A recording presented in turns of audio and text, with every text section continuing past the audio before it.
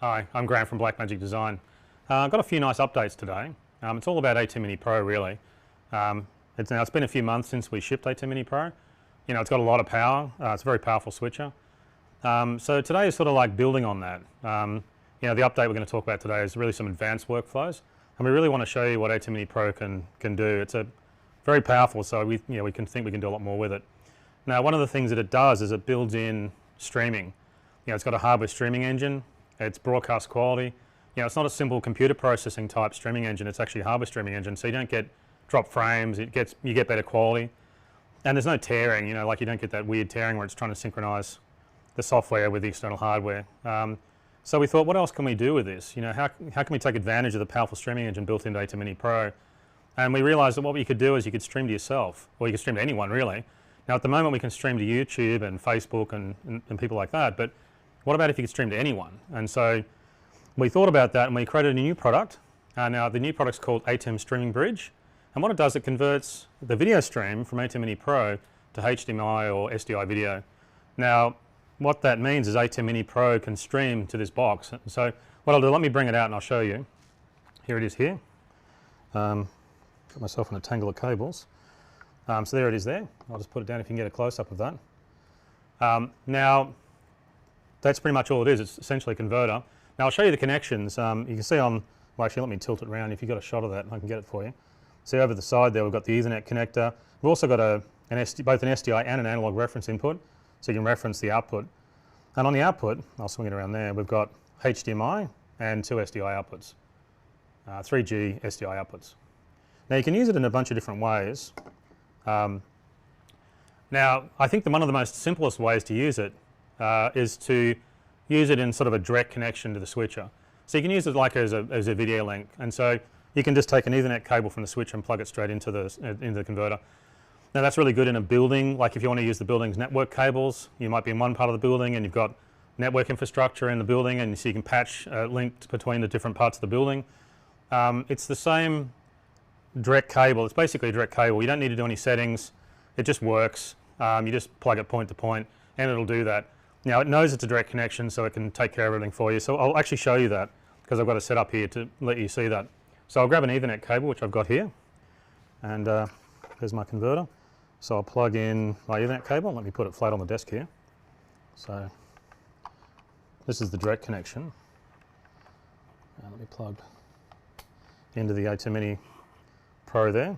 Now it's established a connection, and I've got this television here, and I've got a HDMI connection on that, so I'll plug that in as well. And there you go there. So I've plugged in my network cable, which is directly connected from the ATEM Mini Pro to the converter, and then from the ATEM Streaming Bridge I've got it into this monitor here. Now I'm using a TV here, but you could use this could be a video projector up on the roof, or it could be, you know, any kind of large display anywhere in your building. Now all I need to do is make this work is just push the start streaming button. There it is there, and you can see the pictures come up, and it's pretty easy. So as I switch between sources, you can see the latency is also pretty low as well. So it's pretty cool. Now this streaming data is coming from this ATEM Mini Pro through the cable as compressed H.264 video, and then it's being decoded by this box and turning it back into video. So it's pretty simple. You know, the program output is actually being encoded just like you'd stream if you're streaming through the internet, and it's going through the network cable to the converter where it decodes it. This can be anywhere in your building. So that takes care of creating a sort of essentially video link. It's like an IP solution. That's a bit like an IP video solution, but that's the most basic way of using it. Like, you know, when you get this, you can just plug it in and it works. It's set up for that. But you can also use it via the building's network. So what this allows you to do is you can connect to more than one. You might have multiple streaming bridges through your network in your building, and you can connect more than one. So what that means is you can then select in the ATEM software which one you want to connect to. You can also customize the names in the boxes. We've got a utility software. You can plug into this with USB, and you can customize the names so you can actually don't get confused about which one's which. Now I have a streaming bridge on the monitor behind me. I need to plug in the ATEM Mini Pro into the network to actually show you that working, but the monitor behind me has actually got a streaming bridge connected to it. So I'll unplug this, and I'll plug in. I've got a network cable here that'll plug this ATEM Mini Pro into the network of the studio here. So I'll turn off my streaming. Now when I plug this in, what I've actually now done is connected it to the network in the building. Now the ATEM Mini Pro can see all the streaming bridges in the network. So if I go across to the ATEM Software Control, I can actually show you how that works. So if I go across here, it's in the same, so if you can switch to the UI over here, you can see it's the same streaming palette that you'd use for streaming, but except that when I click on the platform, it's now added the studio monitor selection here. And I can also set the quality that I want. I'm going to use Hyperdeck High, which is the highest quality you can do, because it's a network, so you don't really have to worry about choosing a lower compression rate. So what this means is that I can now, I've found the ATEM Streaming Bridge on the network, and now the ATEM Mini Pro knows that it can stream to it. So all I have to do is start streaming. So I just push the on air button, or I can do that from here. And now if I come across here and I'm switching, I can see it over on the monitor, and that's via the network. So you could have a lot of different streaming bridges on the network if you wanted to. You know, you could put them in presentation rooms. Now you can actually, in the utility, you can set a password. A password on streaming products is actually called a streaming key, but you can do that. So what that means is that, you know, like imagine if you had rogue connections connecting in. Imagine how that could go horribly wrong in a school or somewhere like that, where everyone would just start streaming into the streaming bridge. So we've got a password in there. It's called a streaming key, so you can set that through the software. So at the moment, I just connected straight to that streaming bridge on the back monitor wall, but you can do that with a password if you need to. So I'd be the only person that would know the password or the streaming key, and I'd be the only one that can connect to that. Now, because ATEM Mini Pro is using the streaming engine for this, and the streaming engine is obviously designed for internet streaming, it means we can also do this through the internet. So this is quite powerful, because ATEM Mini Pro uses H.264 compression. It's very low data rate and it's very high quality. So what that means, you can connect on ATEM Mini Streaming, an ATEM Streaming Bridge from anywhere in the world. So the question, of course, then is how does that work? Because that's a little bit more tricky to set up. I mean, it's a very different situation than plugging it on the network and finding it. You've got to find it over the internet. So I think to understand how you make this work through the internet, it really pays to look at it from the ATEM Streaming Bridge's perspective. What's the world look like from this converter's point of view? Now the ATEM Mini Pro has to find it on the internet to be able to stream to it. So this has to find that, and that's going to be somewhere in the internet. It could be anywhere. It could be in different countries. So how do you tell the ATEM Mini Pro where to send its video stream to get to that box when it's actually on the internet? That's quite tricky. No one, like, you don't want to really, if you're a broadcaster using one of these, you don't want to try and explain network settings to someone over the phone. Like, it's going to be overly complicated. So I've got a utility, we've got a utility that makes this really easy to set up. And we can set it up via USB. So let me show you, and I'll bring out the laptop and let you see. So first I've got to plug my laptop into this streaming bridge. So actually the first thing I need to do is I've got to plug the ATEM Streaming Bridge into the internet. So I've got a box over there. If you can see that box next to the monitor, that's actually an internet interface. So when I connect to that, I'll be actually connected to the internet. So let me plug it in. I've got a cable here that I can plug in, and then I can plug this over here. I'll move that over there. So now what that's done is it's now connected the ATEM Streaming Bridge onto the internet.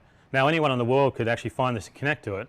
Of course you've got to know where it is, but at the moment now it's sitting there connected to the internet, ready to receive a stream. So what we need to do is we need to update its settings to make sure that it, well actually we've got to make sure that the settings are set so it actually can do all its network things, but basically it's on the internet now. So what I'll do is I'll bring out the laptop and I'll plug it in and I'll show you how that works. So I've got a laptop here with the ATEM software utility on it. To let you see it so we can get the switcher guys to switch to this, what I'll do is I'll plug in a video cable so you can see the laptop.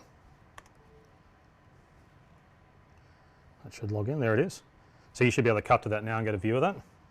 And what I need to do is plug a USB cable from the streaming bridge into the laptop. So let me do that now. So my USB is on the side, it's USB-C. I plug into there. So now the laptop can see the streaming bridge, and I can open up the utility. I'll get rid of that from our earlier version. So there's the streaming bridge. The utility now is talking to the streaming bridge. So now if I go into the streaming bridge, I can see all my network settings here. Now I just need to select internet, and there's all my settings. And it's actually also gone off and checked the internet to find out if it can actually connect or not. Now we've already set all the internet settings here for this demo. I didn't really want to go through and type in a bunch of IP addresses and stuff, but that's generally, you know, people who are using this product will know how to set up the IP addresses and stuff to be able to see it on the internet. It'll also help get through your firewalls and things. Now, that button, I can also push this button here, it'll go out and check the internet to see if it's actually managed to get through the switch, the local internet connection, so that makes it, setting up a lot easier. Now what I need to do is, now I've checked the internet, I know it's connected, it says it has.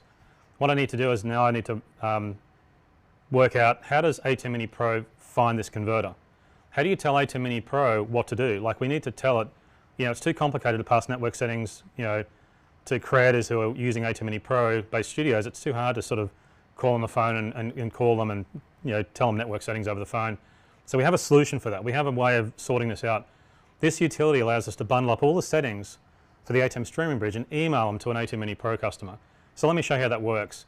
Now if you see over here, if I select the ATEM Mini Pro, it comes up with some settings here, and I can also put in, let's put in a TV station name. Here's the settings that's brought across, and I can also set the quality as well, which is pretty nice. So I'll set streaming high because we're going to go through the internet.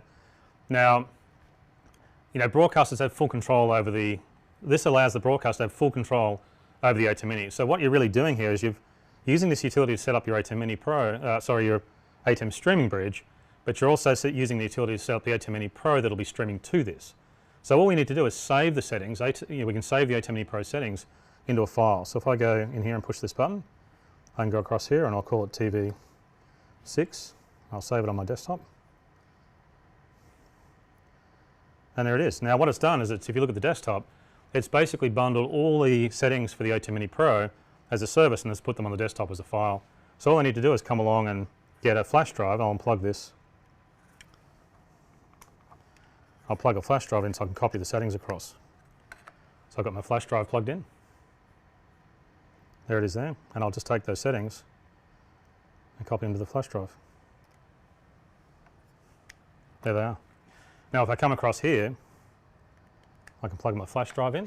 Now I'm going to copy the settings to the computer. There they are, and I'll copy that across. Now all I need to do is I need to go to the, now I need to load these settings into the ATEM Mini Pro so I can use it as a service. So I just come across to the stream settings and import the streaming settings. Go to my desktop, load them. Okay, so now it's loaded the streaming settings into the menu here. So all I have to do is select it. So if I come down to the platform menu here, there it is. There's my TV station I just created. And now what I can do is I just simply go on air. And now it's gone and found the ATEM Streaming Bridge on the internet, and it's now streaming to it. So I can come along here. What I'll do is let me get rid of this computer because I don't need this anymore.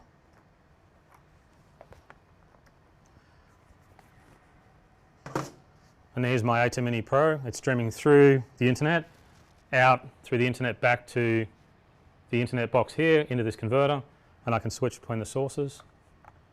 And you can see it's pretty low latency considering it's going through the internet.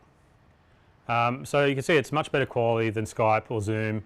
You can control the quality setting actually, so you can set it to whatever you like. Now this allows you to live stream to broadcasters, so it'd be pretty cool.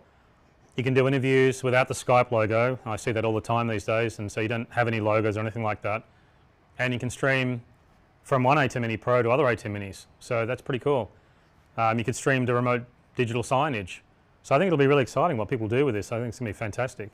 Now it's going to be available in a few weeks' time. We're still finishing off some of the software, so sometime in August. Now the ATEM Streaming Bridge will be $245, excluding duty. Some countries add duty. So we think it'll be really great for connecting to big monitors on your local network, or even video projectors in public spaces. Like I was at a convention center recently and they had a bunch of different studios who wanted to stream to a video projector in a public space. It'd be fantastic for that. You could stream a whole bunch of switches in different areas to another ATEM Mini Pro and then do the master control through the ATEM Mini Pro, then out to another streaming bridge. So it'd be pretty cool. You can create networks of streaming bridges. We also think it'd be really nice because ATEM Mini Pro customers can stream to broadcasters. So various blog studios could actually be streaming to their local broadcasters or broadcasters anywhere in the world. So I think it's going to be really exciting seeing what kind of new workflows people develop. We've all been streaming to each other's houses as we've been testing it. It's been really funny watching suddenly pictures appear in each other's houses. That's probably why it's important to have the streaming key capability so you can restrict that. Okay, so I think the ATEM Streaming Bridge will be really exciting. Now the next thing I wanted to talk about is another professional workflow. ATEM Mini is a powerful switcher, but it's HDMI based, so it's harder for some workflows you know, some of these workflows, because of the HDMI connections, can be a little tricky. You know, we have a bunch of really affordable SDI switches that can be expanded because SDI is really easy to expand. You can add external recorders, but one of the big things that's harder for ATEM Mini, because it's HDMI based, is professional switches. You can put recorders on the inputs for recording the inputs for editing later. Now each input is recorded to a separate video file. The professionals call it ISO recording, but you're really just isolating the inputs as a separate recording. Now the big switches, we can do it with hyperdeck recorders, so you can just stack hyperdeck recorders, but that adds a lot of extra cost because each input needs a recorder and it really adds up. And ATEM Mini is supposed to be an affordable switcher, which it is, and it's very powerful, but we have to be careful about sort of adding external devices because it, you know, adds cost. But recording the inputs is really useful. Recording those isolated inputs or ISO inputs is really useful. So the big question we thought about was, how can we do this without adding thousands of dollars to the cost? You know, how do we do it without also adding big racks of equipment? You know, this is really portable. You don't want to be adding sort of big racks of equipment. So we have a new model. It's called ATEM Mini Pro ISO. And what we've done is we've built 5 separate recorders inside the switcher. Now ISO, as I mentioned, ISO stands for isolated input recording. That's why we've called it ATEM Mini Pro ISO. It's an ATEM Mini Pro with the ISO feature. So that's how we've sort of named it. Now let me show you the new model. I'll bring it out. Now you can see it there. I think you can get a close-up of that. Now it's got the same buttons as the ATEM Mini Pro, so it's almost identical on the outside. And you can see there, it looks really similar on the front. I think it's actually exactly the same on the front. You can't really tell, apart from the label, of course. Now if I show you around the back, you can see the rear connectors. So you see it's the same there as well. It's the same connectors. The design inside is very different internally, of course. The electronics are very different, but on the outside it's almost, basically it's identical. Now you can see along the back there on the connections, you see there's a power connector. There's an Ethernet connector, which is where your streaming video comes out. There's USB, which is where you plug your disc in.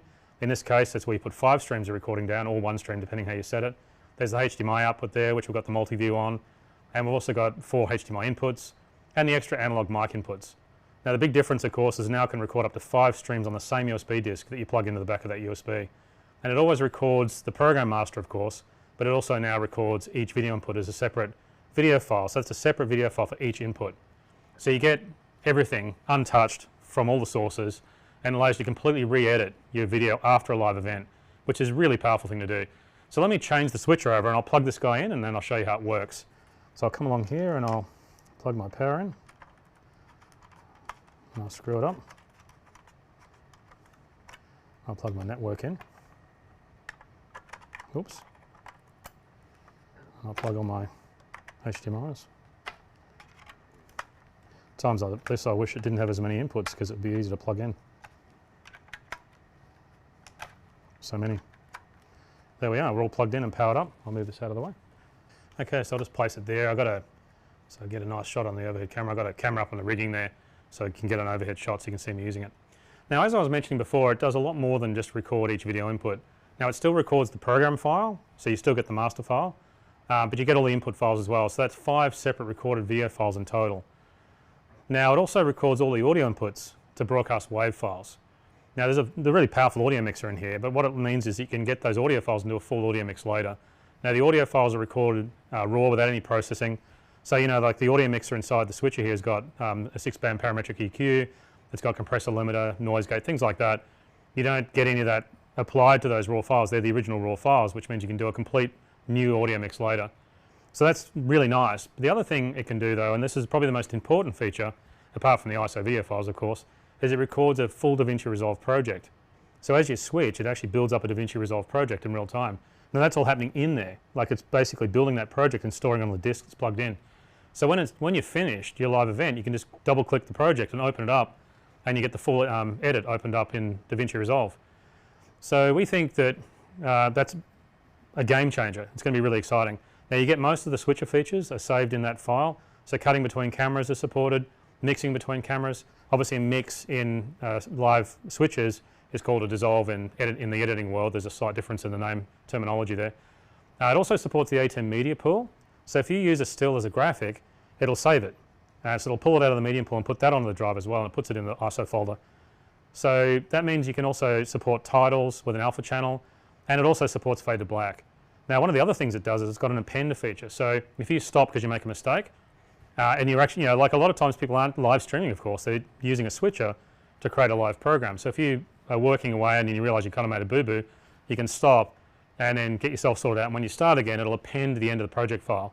So you can just again open the whole thing up and you'll see it all appear. So it allows you can sort of recover from making mistakes and keep going. So we think that's a really nice feature as well. So let me show you how this works. Now what I need to do is I need to plug in a USB disk. Now I've got my USB disk over here, so I'll eject it from the computer so I can get the disk. So I'll get rid of that and I can get my disk. And I've got another USB cable here.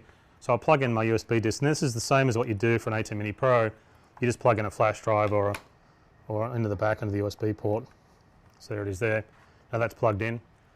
Now all I need to do is do a simple recording, and I can show you really how easy this is, but I do have to enable the ISO recording, because if I just use it straight out it'll just record a master file, it won't record all the ISO stuff.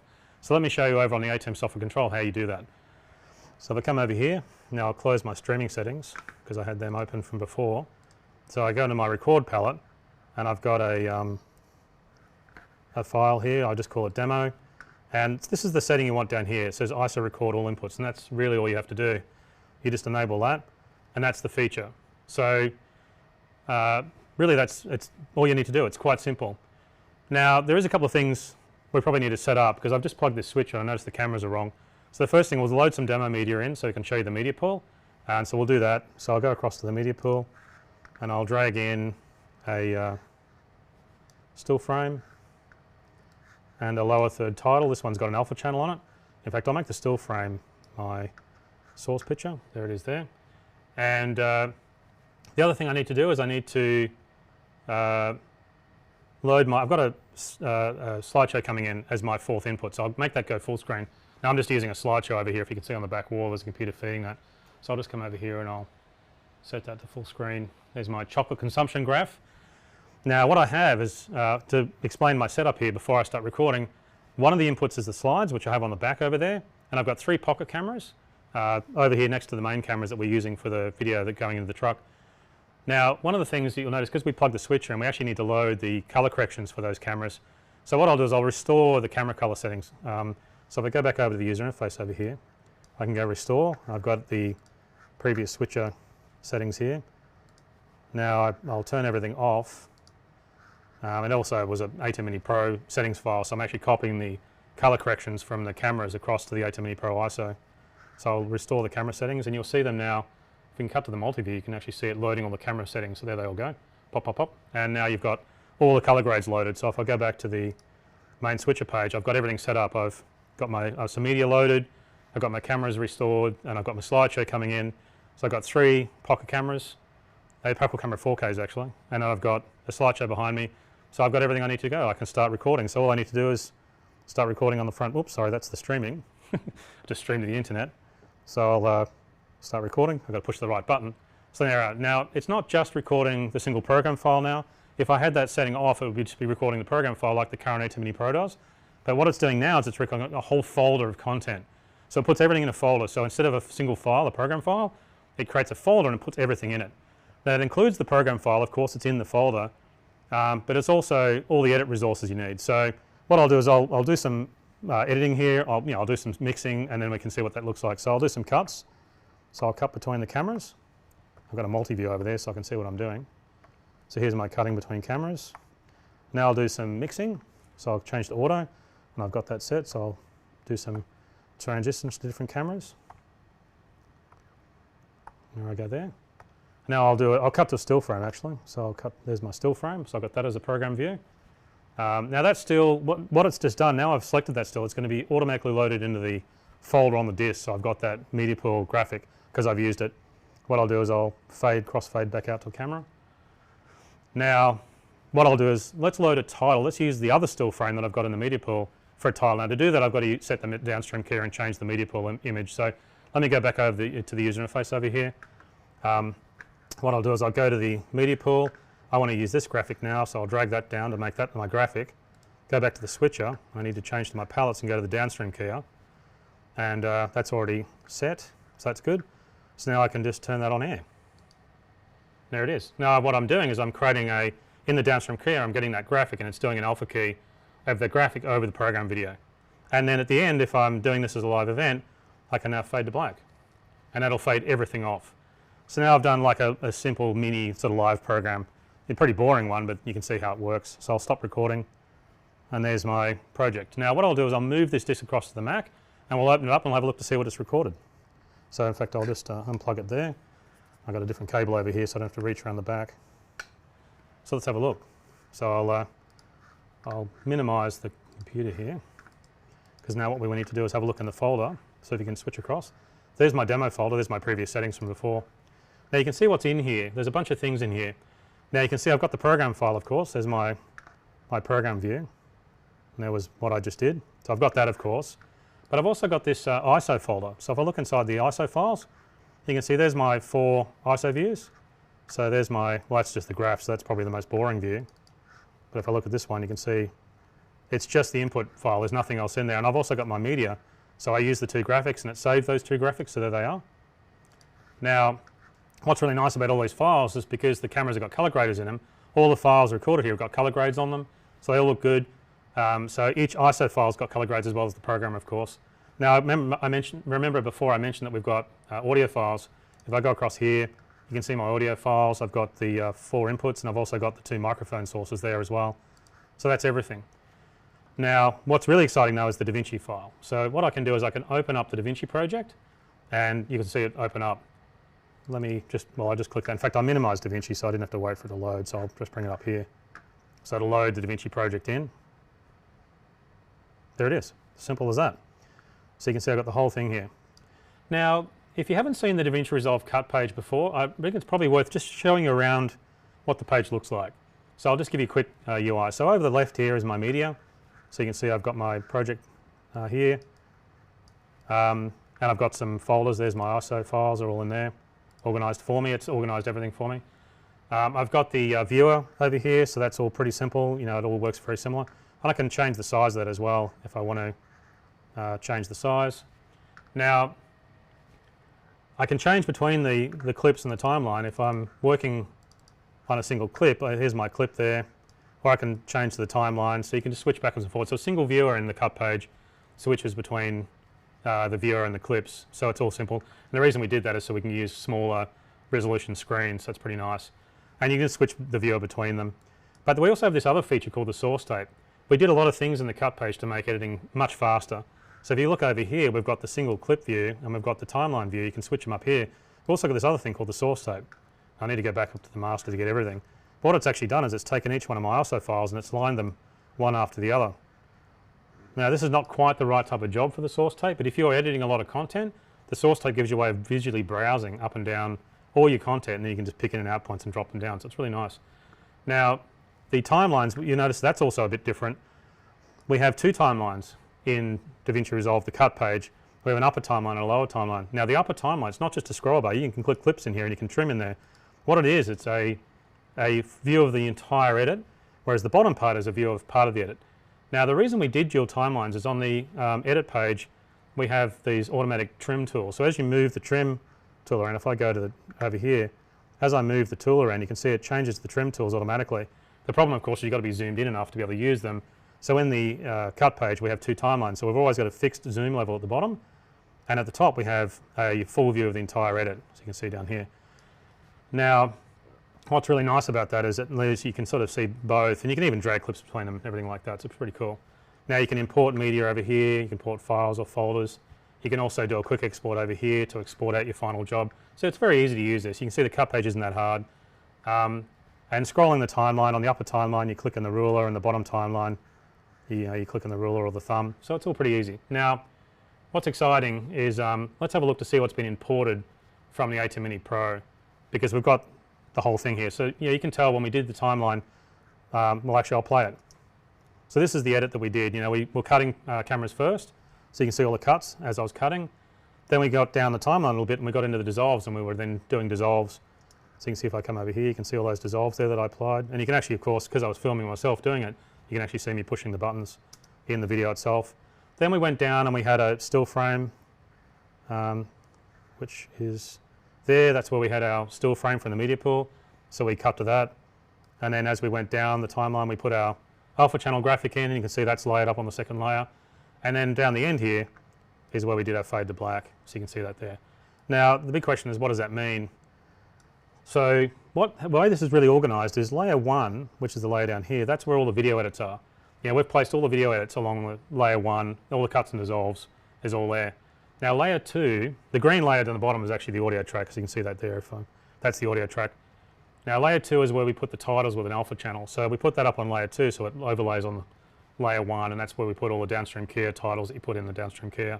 And then layer 3 at the very end, it's our fade to black layer. That's where we basically fade to black, and it sits on top of everything because it affects the entire switcher. Fade to black is at the end of the processing on the switcher, so it's the last thing that gets put on. So you make sure that all the layers get faded off at the same time, and that's what really happens at the end of a program when you want everything just to go to black. You don't want a random title or something staying up there. That's why it's on the top layer in the edit, because it affects all the layers below it, and we just basically fade a black slug over the top, and that's then, yeah, has the same processing effect. Now what I think is really interesting is it's amazing how quickly you can build up hundreds of edits. You know, it's really quite exciting. Like when you're really punching away at the front, you build up a lot of edits really fast. What I'll do is actually, let me trim a few edits so I can show you how this works. So if I come along here and go to here, say if you're doing a bunch of fast-paced edits and you know, you've got people talking, like maybe you're doing an interview and a whole bunch of people are arguing, and that seems to be fairly common these days. So you've got a whole bunch of people debating a topic and they're all talking to each other. It can be hard with a fast-paced interview for the switcher guy to keep up because people start talking and then he's got to switch to them. So you tend to find the edits actually lag the action. What we really want to do is move the edits to before the action, so that, and you can do that with editing. I mean, with live production it pretty much streams like that, but if you're loading it into the editing software here, you can move the edits to before the person looks at the camera or the person starts talking, and that gives you a whole different creative feel. It's really quite nice. So let me show you how to trim. So I've got the trim tool down here, and all I really need to do is just roll along and trim. So I could just slide these edit points just back to before a person sort of starts talking, and that would, if you went through and did all of those and then just did a quick export, that would completely transform how it feels and the whole vibe of the interview, because now you're sort of catching people before they start talking, because of course you've got the time laid out on the timeline here, so it's exciting. Now the other thing you can do is you can change cuts to dissolves. Like I can go along here. Now I cut that on, I could probably change that to dissolve. Now in DaVinci you can just turn dissolves on and off. We've got this really fast way of doing it in the cut page. So I can just turn a dissolve on there, and then it's just added this dissolve. There it is there. So now when I play through that, I've added a dissolve. That's all nice. Now what that means is that often with low bandwidth links, a lot of people like only to stream with cuts. What this means you can do is you could stream with cuts, and then you could add the dissolves later and upload with dissolves. So it's really nice. Now one nice thing about the cut page is it's really fast. You don't need in and out points. So you'll notice the way I did that is I didn't put any in point on the timeline. You got this little indicator here, and it's worth just pointing that out. That's called a smart indicator. So if I turn off the dissolve, I can turn it on and off, and it knows what to do, because one of the problems we felt is, why do you always have to go to the timeline instead of an in point? It's really so boring, especially if you're using the source tape up on the viewer. You just want to be throwing edits down in the timeline. As you identify the bits you want, you mark the in and out points on the viewer, but you just want to be throwing stuff in the timeline. And same with putting dissolves on. You can scroll along, and pretty much where the smart indicator moves, you can see it'll jump, particularly around here where I've got a bunch of edits. You can see the smart indicator moving around here, see, to the different edit points. So if I decided I wanted to change one of those into a dissolve, some of my points are really small, but if I wanted to put a dissolve there, you can pretty much just roll along here, and the smarter indicator will show you where that dissolve is going to be placed or where it's going to be removed. So you can just drop dissolves. You can just scroll along and go dissolve, dissolve, dissolve, dissolve, dissolve, and just add them in. So it's really fast. Now all the ISO files have time code, so they're all synchronized. So what that means, it's really simple to replace shots. So now all the files also have camera numbers. So they got the camera numbers from the HDMI inputs. So input 1 is camera 1, input 2 is camera 2. So what that means is, because all the files have got time code and they've all got camera numbers, we can use the sync bin feature in DaVinci Resolve's cut page to replace shots. So maybe you set the wrong camera, you might have been switching away and you go, oops, I switched the wrong camera and that went out. No problem, we can fix it in here. You can just go to the sync bin and change that. So let me show you how that works. So I'll go up here, here's the sync bin feature here, so I just select that.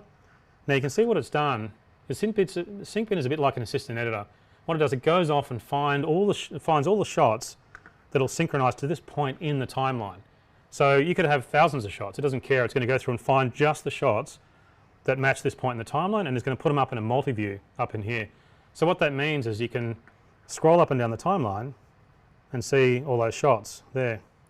And in some ways it's you can tell what other shots are available, they're just there, and then you can pick them. So let me show you if you go across here to the multi-view, I can show you how this works. Now this is designed to be a bit like a switcher workflow. So when you see the multi-view, that's actually similar to a multi-view that you'd see in a switcher. In many ways we took the workflow from switches and put that in and made that the basis of the timeline. So we can just scroll on the timeline here and find alternative shots, and you can see it all in the multi-view there, and we can see all the different views that we have. So in many ways this makes editing pretty much like using a switcher. The multi-view is very familiar, so you've seen it before. Now all we need to do in this multi-view is select a shot, and then we can use that shot. So, well, in this case I've actually started this edit with a still frame up because it started up in input 4. So what I'll do is I'm going to replace the whole front of this. Instead of it being a still frame, you can see the red border around the shot that's actually active. I'll just go all the way to the start of the timeline, and I'll select this nice wide shot here instead. So let's select that. Now you can see what it's done is I've now selected that shot, so it's made it the focus, and it's put an in point in for me, which is over here, and it's put an out point in of about 4 seconds. Now that's just a convenient out point. You can move that around if you like, but I don't really want to do that. What I want to do is I want to move down the timeline, so maybe around about here, and I'll just push the O key. And what that'll do, because you can see that this view, the sync bin, is synchronized to the timeline. So I can set the in and out points just by scrolling along the timeline, but I'm setting the in and out points on the clip itself. I'm not actually really setting them on the timeline, of course. So now I've got my clip selected, and I'm going to what I really want to do now is take that clip and put it down on the timeline. Now I don't want to go down and try and work out how to synchronize that onto the timeline and exactly where to place it, because I don't want any AV sync issues. So what we have is we have a different kind of edit mode, which really makes this very powerful. Selecting the source is really only half the job. The other half is using the edit mode called source overwrite. Now I can show you where that is. Now what it does is it places this clip into a position in the timeline that's synchronized, and it does it for you. You don't need to put it in and out point on the timeline. It'll go and put it in the timeline for you, synchronized to the layers in the timeline. It ladders to the layer above. Now, so it does all the work for you. So let me show you where that edit mode is there. It's there. There's all my edit modes, and there's source overwrite. Now all I need to do is push it, and it's done the work. It's placed that clip synchronized to the position in the timeline over the top, and now I've essentially replaced that edit. So it's pretty cool. Now what I can do is if I want to do another edit, I'll move back to where I was. I want to go at the end of that position. If I want to choose a different camera, say this one, I can do it. In this case I'll just do another source overwrite, and I can just keep adding different camera views and keep doing source overwrites and just keep adding cutaways. So it's really exciting. You can just add as many cutaways as you like. Now we think that in many ways you could just use this as like bloggers can just use this as a ATEM Mini Pro ISO as a multi-track recorder, and you can essentially just record all your angles. I think one of the things that bloggers have, you notice a lot of bloggers use single cameras. Well, if you use an ATEM Mini Pro ISO, you can use it as a multi-track video recorder and just record multiple angles, and they're all synchronized together, and you can use the sync bin and the source override feature to edit them later. So you can just put down a wide shot and a couple of different shots, and then use the sync bin, add cutaways for close-ups and camera angles of graphics and stuff, just like I've done here. And what that really does is avoid the jump cuts. I mean, a lot of blog guys have a lot of jump cuts in their edits, and it doesn't look really very professional. So hopefully bloggers can use this to get rid of all that. And so it's really another good reason for editing a live event, doing your blog this way. Now of course the big thing is if you've got a live event that you've done like this, you might want to cut out mistakes. I think that's probably these are the big reasons why it's great to record like this. And again, that's pretty easy too. You can cut anything out. Let's go back to the timeline, and say if we want to sort of chop out a bit of this, there's a split tool over here, so you can just chop it and move over here and chop it, and you can just cut pieces out, and I'll do that. And that's another really powerful reason why it's great to be able to use editing software after you've done a live event, because you can replace shots, you can trim edits and move them around to get a different creative feel. You can chop pieces out, maybe something got a bit boring, you can chop that out. So it's really quite flexible. And of course if you're bloggers, you can just use it as a multi-track recorder, because this is powerful, and this DaVinci Resolve connection and everything is really very powerful, and the cut page and all the features, but you don't have to use DaVinci Resolve. You can use any software if you like. These ISO files will work in any edit software. The files are all the same length, they've all got the same time code, and all the files are formatted in H.264 and very high quality. So any software with multicam will be able to use them. So you're not really limited to DaVinci, but you can see how powerful it is. Now with DaVinci though, it takes it even further again. Now we haven't just done the project import, and that's very powerful in itself, but we're also the only company to have cinema cameras, switches and a major NLE in our product line. So what it means is we can develop some more advanced workflows because you can get some advantages of having all those connecting together. Remember that feature that we've got in the ATEM Mini Pro where you can record in the cameras? Now we have pocket cameras connected here, and we also have flash drives on them. So we can record in these cameras, and we can remote triggered when we record on the switches. So when we record on the switch, we can also remote trigger in the cameras. Now all the recordings are in Blackmagic RAW, and so they're all cinematic film industry files. They're very high quality, and we can use these Blackmagic RAW files for the cameras in our edit. So let me show you how to do this, because it's kind of a little bit tricky, but it's kind of cool. So what I need to do is I need to set the menu. So let me come over here. I'll minimize DaVinci here. In fact, I'll close my project here. I'll get this out of the way. And I'll minimize DaVinci, so because I need to go back to my ATEM software settings. So here's my ATEM software control. Now I'll go back to my output palette and go back to my streaming settings. Now this is the checking here. I need to click on this to record on all the cameras. Now the other thing I need to do is change my project name. So like I mentioned before, like I've got a project name in here. Now remember before I mentioned that it had the append feature. If I leave the project name the same, it'll just keep appending to what I've got. So I need to change the project name to a new project. So I'll just call it that, and now it'll know to create a new project because I did a different file name. So let's do a recording. So I'll need to get my flash disk out of here so I can record to that. So let me just unplug that. I'll come across here. I'll plug it in. So now when I record, what it'll do is it should, now that I've got it selected, it'll record all the ISO files in here, and it'll also record in the cameras. So let's press record, and I can look at my cameras and see, yes, they're all recording. Now all my pocket cameras have flash drives on them, and they've all gone orange. The tally lights go orange when you're recording in the cameras. So there it is there. Now I can do some switching between the sources. There it is there. I'll do it fairly simple. So there's a quick recording, and I've switched between the cameras. Now as I was saying, the cameras got orange tally lights, but they still go red tally lights when they're on air, but they're orange when they're recording. So you can tell if any of your cameras stop recording and you're shooting yourself and you're recording in cameras, you can tell if they, I'll stop recording, you can tell if any of the camera discs fill because the orange light will go off. So now I've got my recording, and if our guys can bring over the flash drive, so I'll come over here and I'll plug in. So what I need to do now is I need to get all the files. So I need to take all the discs from the cameras and my local disk and record them all in this, copy them into the same file. So you can see I've got my new project folder over here. Now I'll copy that to the desktop because I want to go through the disks and copy the Blackmagic RAW files off as well. So that's already copied. So let's eject that, and I'll grab the disks. Thanks. So I'll get rid of that. So these are the flash drives from my cameras. So I've got to get each one of these files off. So all you need to do is I'll open up. I've got my ISO folder here. That's got my ISO files in it. So all you need to do is grab them. So here's my Blackmagic RAW file from the camera. So I'll just copy that across.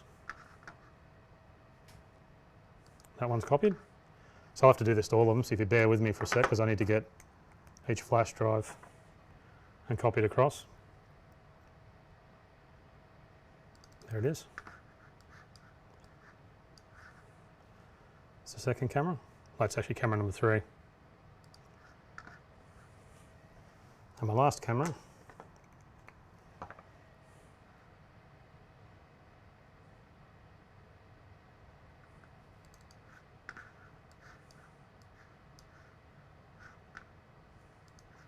There they are. So I'll move these discs away. So what I've got now is I've got in my media file, I've got all my Blackmagic RAW files from my cameras, and I've also got the folder that was created on here. So all I need to do now is open up my DaVinci Resolve project. I better switch back to DaVinci so I can load the project up, and there it is. So you can see this looks very similar to before. Of course I did different edits. I did just a couple of dissolves and a few cuts here, so it's not really that complex. Oh, I've left my key on. So I've opened up my project. So I've got that all up now. I can see my project. As you can see, it's opened up all the ISO files. The color grades are applied. You know, it looks like a normal video edit, just like the last one that I did. But the thing is, we have a problem. Now that problem is that the Blackmagic RAW files in the switcher have the same timecode and the same camera numbers as the ISO files that were recorded in the switcher. So they clash. The ISO files will clash with the Blackmagic RAW files from the cameras. So DaVinci has a new feature that allows you to sort all that out, and it's called Camera Originals. So if you go up to the Camera Originals button up here, that lets you select that you want to use the camera original files. And so if you push that button, DaVinci will see if you've got a Blackmagic RAW file like a camera original, it'll then switch to that. So let me show you, there it is there, and so I'll push that. If I push that, you'll see now what it's done is it's switched over to the Blackmagic RAW files. Now you can see the other thing that's happened is they're all film gamma. So as you scroll along, you can see we've got film gamma files. That's because they're Blackmagic RAW files and they're film gamma. So what that means is you can professionally color grade them. Now I can go across to the color page now, and I can select my color corrections. I can I'll probably do a really bad job of color grading these, but I can come along here now and I've got a mix open there. I've got to push that. Oops, not that. There it is. So I can then go across here and do some color grading and make them look nice. Now there's a ton of features in here. You know, it's nice to spend a lot of time color grading because you can, you've got all the time in the world if you spend time here. If you're doing it live, you've only got the time to do it when you're live, but you can do a whole lot more time when you're color grading these files, and they're Blackmagic RAW, so they're really nice. The other thing too is you've got a lot more color grading features. I mean, if you look at the number of palettes and capabilities that we have in here, it's powerful, and you've got all sorts of secondaries and windows and stabilizers and all kinds of curve grading you can do as well. So it's kind of really very, very powerful. So, and of course you've got scopes. You can see the scopes. You can do all that sort of stuff as well. Now, normally when you're live streaming, you've got to use the camera color grades, and they're very, very good because they are a DaVinci color grader in the cameras. But the basics, it's not like anywhere near as extensive as this. Also, when you're live streaming, you've got to use the switcher's audio mixer. Now, that's a really good switcher. It's a really good color grader in there, but there's nothing like the software. There's so much more power in software because you can just keep adding features. Plus, when you're doing post-production, it's quieter. It's more relaxed when you're doing post-production. You've got a lot of time. So you've got plenty of time to really get things absolutely finessed. So if you've got the time, I mean, you can do it really in two ways. You can finish the grade, use the ISO files, do a few edit trims and upload, or you can load the camera originals and spend a lot more time doing beautiful audio mixes and color grades and getting it looking really good. But the big thing that you can do, and this is what's really powerful about using the Blackmagic RAW files, is you can do a 4K edit. Blackmagic RAW files, these Blackmagic RAW files are 4K. So you can just change the edit over to Ultra HD. So what this means is you can finish a program in Ultra HD. So let me show you how that works. So I'm going to go back to the cut page. Up here, so I'll move along to my timeline. Up here I've got a resolution menu, so I can just change the edit to Ultra HD, and there it is. Now, all I have to do is do a quick export. You can see now the edit will be Ultra HD. I won't do that. Well, actually, I will do it. Let's do it. Let's export. Desktop. Now what it's doing is it's going back and getting all the camera originals, and all those camera original sources will be high resolution. Now any of the non-camera inputs will be automatically upscaled. So the graphic, unless you replace them of course, but the graphic and my computer source is a HD source and it doesn't have a Blackmagic RAW file with it because it's a computer, they'll be upscaled for you. So there it is there. So I can minimize DaVinci, come across, and there's my Ultra HD project. An incredible quality. Look at the quality of the pictures there because they're all Blackmagic RAW and Ultra HD. So what this is, the thing that makes this really exciting is this is how, it's a very powerful HD switcher, but this is how a powerful HD switcher can create an Ultra HD edit. You can stream in HD, then you can master in Ultra HD. So it's like the best of both worlds. That's really exciting, and you can see the quality there. It's just really wonderful. So now the ATEM Mini Pro ISO, it'll be available now. Its price will be $895. All of that I showed you here works with the free DaVinci Resolve. So you can just download the free DaVinci Resolve. So that means there's no extra cost to do the video editing. You don't have to go off and buy DaVinci Resolve. You can just use the free version. And we think this is a really powerful workflow. It's like a new model for really how, it's just extremely exciting. It's like really a whole new way of doing production. So, this is a really powerful product. It's really exciting. It's in some ways, feature-wise, it's the most powerful switch we have. You get 5 broadcast recorders built in, so you don't have to spend thousands of dollars doing that externally. You get a multi-track audio recorder built in. It creates a DaVinci Resolve edit file, so it's going to save you thousands of hours of editing time. You imagine if you did a half-hour live production and you could do thousands of edits on the front panel that all load in. Now, after the live event, you can just do quick trims and tweaks and slip edits and things, replace some shots and get it uploaded fast. It allows you to fix mistakes in a live production, so make sure that the file you eventually upload, which is going to be there forever, is perfect. And then of course you can add professional audio mixing and color grading, and plus it allows a little HD switcher like this to create Ultra HD masters. So it's going to be very exciting. Now we have a new DaVinci Resolve update today. It's 16.2.5. That's the DaVinci Resolve update that will support loading in the project, so you need to update that. It adds support for the ATEM Mini Pro ISO project import, so you need to get that. There's also, we did some changes to the Blackmagic RAW recording in the cameras. There's just some metadata stuff we did. So you want to get the Blackmagic cameras 6.9.5, and that'll be available today as well. That'll be on the website. And then that adds support for this syncing all the Blackmagic RAW files, because we did a little bit extra metadata. So it's not a big change, but if you're recording Blackmagic RAW on the cameras, you really want to get that update. There's also an ATEM Switches 8.4 update available today. Now that adds support for the new ATEM Mini Pro ISO model.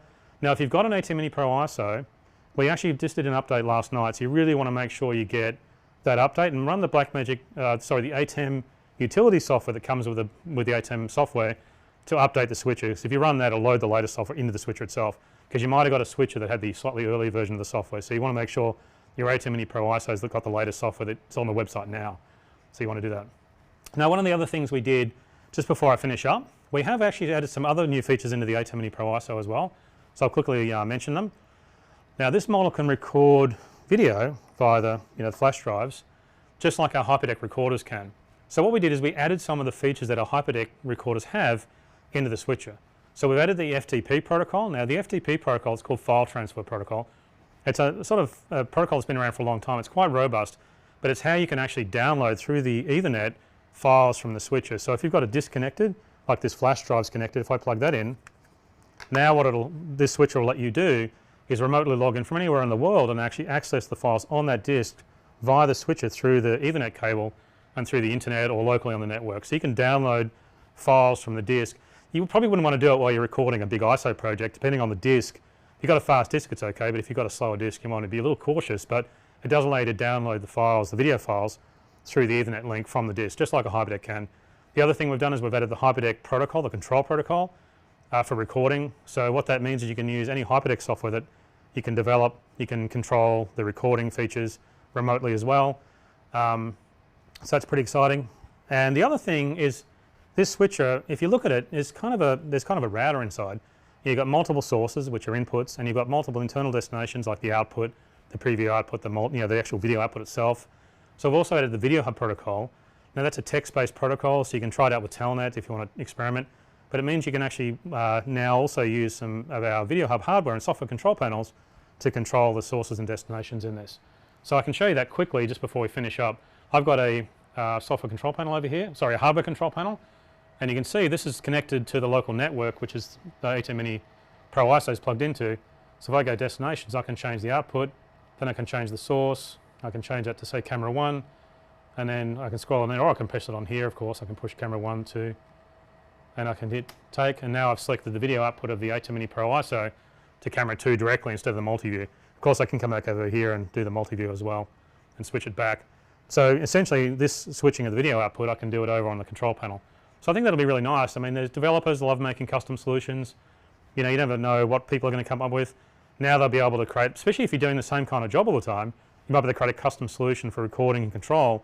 You could even do a web interface or something like that. So there's, you can make the ATEM Mini Pro a little bit more specialized for certain types of work, which can be really nice. And we love doing that because we never quite know what people are going to do. People do all kinds of interesting workflows and you never really quite know. So the trick for us is to make as much powerful features as possible available, and then people can have the freedom to do what they want. So currently these features are only in the ATEM Mini Pro ISO model, but of course we want to copy them back to the Pro model when we get a chance pretty soon, hopefully. So, but I think initially we'll be focused on making sure that there's a few more workflow things we'd like to do on this as well, so it's going to be exciting. So that's all I have today. I hope you found all these updates useful. I think it's really going to be exciting to see how this works, and I hope these new products help your production work. it'll be exciting to see how everyone integrates this with live production and editing, sort of two slightly different worlds sort of being brought together. I think it'll be fun to see how it works. I think it's going to save thousands of hours of work and really allow live production to be just as professional, like just as finely finished as what editing can do, but it's fast because it's live production. So I think it's the best of both worlds. So again, hopefully we'll see you around soon, and stay safe, and thanks for watching. Take care. Bye.